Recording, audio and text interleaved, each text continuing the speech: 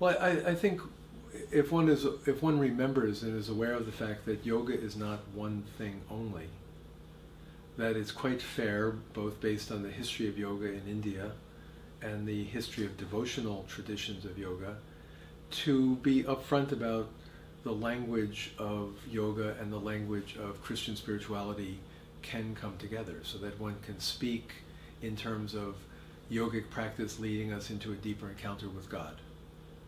Not all yoga would use the language of God, but I think it's sufficiently grounded that it would not be outrageous or unexpected to be able to use this language, that yoga brings us into encounter with God. The yogic emphasis on attention to body, psyche, mind, spirit, the calming of who we are in order to become free, to know our true selves, I think is another element we can bring to the fore. So through our practice of Christian yoga, we come to know God. We come to a certain freedom with respect to who we are as complicated physical, psychological, mental, spiritual beings.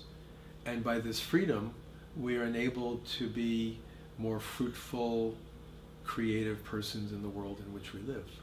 And that this is surely what God has in mind from a Christian perspective. God wants us to flourish, to be full human beings.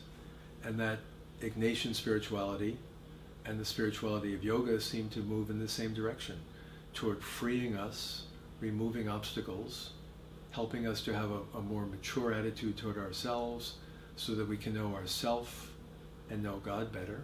And then in some forms of yoga, not all, but in many forms of yoga, this then overflowing into a life of service.